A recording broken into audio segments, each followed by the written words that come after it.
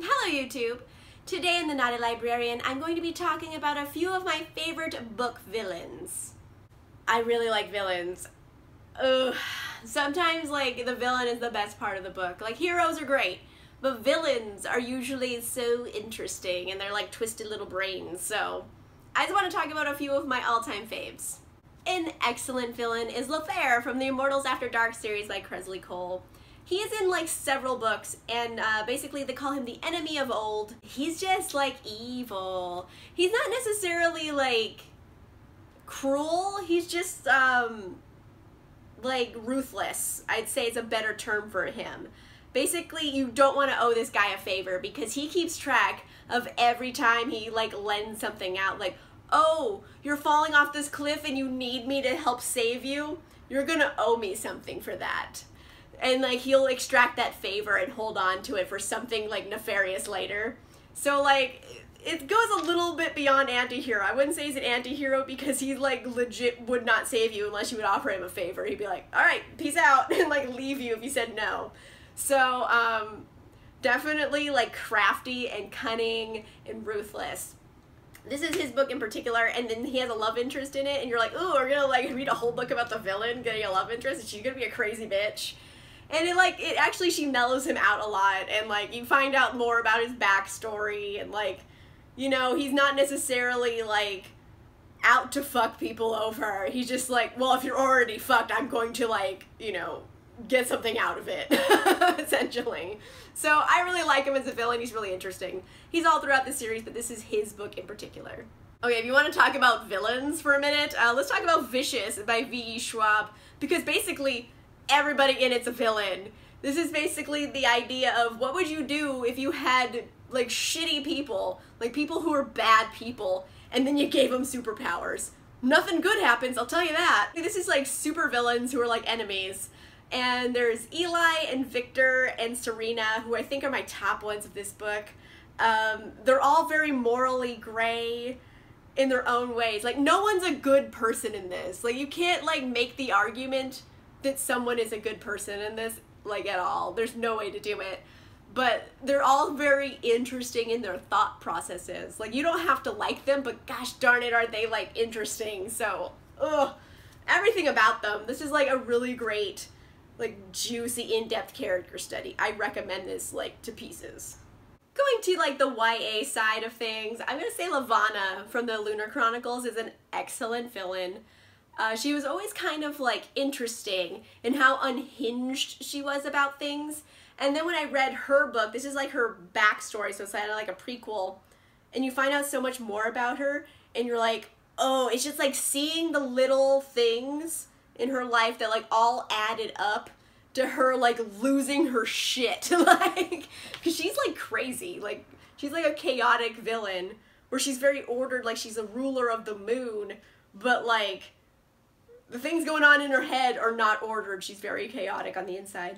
And like seeing all those little things add up to her becoming this like ruthless tyrant is super interesting. So I really like this one. This backstory, I think if I didn't have the backstory, she might not have been on this list. So yeah, this is a really good one. I kind of really like books that like are like the origin story of a villain. So speaking of origin stories of villains, I'm going to talk about Adelina from The Young Elites by Marie Lu. This whole series is told from the perspective of Adelina, and Adelina is the super villain of this story, but it's seeing how she becomes the villain. And it's a lot of little things, again, like with the Lavanna story, it's like a lot of little things and abuses that happen every day that just build up in her, and to the point where she's just like, there is no good in the world, so fuck everybody. And I don't blame her, honestly. She's a very sympathetic character because you're like, yeah, people did you wrong, girl. Like, I'm with you. Like, if you want to chop some heads off, then there's enough heads to go around, okay? Like, if we were reading this from, like, the hero's perspective, she's so evil. Like, there's some moments in this, but told from her perspective, they're completely different, and, like, the emotional impact is different. Like, when she does something particularly evil and defeats the good guys, and seeing it from her perspective where she is victorious, even though what she did was evil, you're like, you're rooting for her. So it's like, it's a weird thing where you feel very sympathetic towards her and you're rooting for her even though you know she's doing evil shit. So I really like her as a villain. She's very, like, complex. I think the last origin story I have in this list is Shifeng from Forest of a Thousand Lanterns by Julie C. Dow. It is basically kind of like the evil queen from Snow White. It's her story, but it's a retelling set like in ancient China. So it's so gosh darn good. Oh my gosh. Shifeng is this girl who's been abused a bit in her life and she just wants like freedom, but she also has this other side of her. There's like this definite like entity inside of her that pushes her to do things, and she's very ambitious. She's Slytherin AF. There's a lot of stuff with snakes in this, so like girl Slytherin. Like I was saying, there's this thing inside of her that's pushing her forward on this ambitious like trail to be empress, and the things she does to become empress are like not good things. Like the bitch eats hearts. Like I'm not even like using it as a euphemism. She literally like rips hearts out of people and then eats them. Like like she does some like gruesome stuff in this, but it's all like based on this like entity that's in her from this like serpent god, and she's just like is driving her forward, and like how she thinks about things and how like cunning and like ruthless she is. But she's very fascinating because at the same time she has like that opposition force from her that's not this like evil entity in her that's like, hey, maybe you shouldn't murder people. That's kind of a bad thing, right? Like, you're supposed to feel bad about this, right? Why don't I feel bad about this? So she still questions her morality throughout the story. So, super interesting villain. Another super popular villain is the Darkling from the Grisha trilogy. And a lot of people are still, like, shipping him and with Alina, and I don't get it because he's like abusive and a jerk. Like he shouldn't be shipped with her. Like you don't get to be an asshole because you had a sad backstory. Like that doesn't mean you give it a free pass. Like okay, if you're grumpy or you have an attitude or you're like sometimes mean, that's like forgivable offenses. But being like evil and like ruining someone's life and trying to enslave them, I feel would be a deal breaker in my opinion. I like his darkness and like his like brain and how he thinks about things. He's basically, I think all the villains I like have very like intellectual like thoughts and like how they like move their puzzle pieces around on the board and like see where like things are going. So he's very much a planner. He can like plan things 8 steps ahead and things like all fall into place how he wants them. So he's very cunning and I like him a lot. Another excellent villain that I love to hate is the Commandant from the Ember and the Ashes series. She's so evil. Like, she does, like, horrible things all the time. But the thing is, she's so freaking smart. Like, she's almost impossible to beat because she has planned things so far ahead. Like, her game plan is, like, at least years ahead of everyone else's game plan. When you're trying to figure out what her end game is, it's almost impossible to figure out because her end game is so far down the line and it has all these little things to fall into place. Like there's no way to predict it. Like she's so far ahead of everybody. But that doesn't help her be like less evil. She's like super evil. And she's totally cool with like women getting raped all the time. So I'm like, girl, you are not okay. Like she is not a villain I like at all. Like I actually despise her. But gosh darn, is she freaking smart and almost impossible to beat. Like, she's an excellent, excellent villain. Just super evil and I don't like her. But you're not supposed to like them, so it's okay. A recent villain I came to be interested in is Corian from Fury Born by Claire Legrand. Corian is an angel, and it's just like little subtle things he does throughout the book. Like, I know he's a bad guy, and he rules like the Empire with an iron fist, and there's no justice, and he's evil.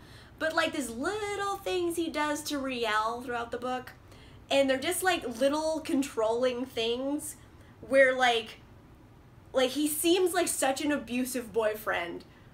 Like the little things he does where he makes her feel guilty, or he like tells her she's special all the time, so she like comes to him because she like feels special when she is told she's special by only him, you know?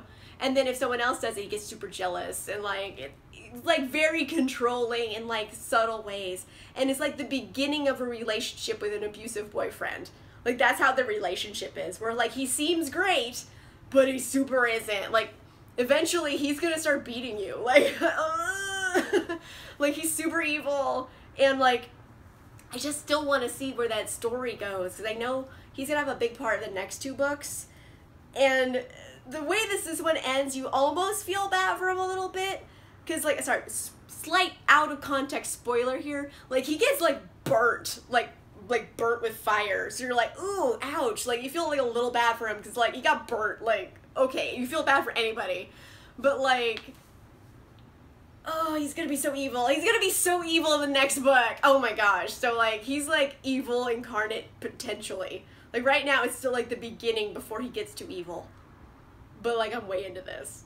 A very complex villain is Aiden from the Illuminae series by Amy Kaufman and Jay Kristoff. Aiden is essentially an AI who has damaged like computer parts. So he's an AI with a damaged brain. No good comes from that. Like, let's be real. It's basically Hal from like 2001: A Space Odyssey.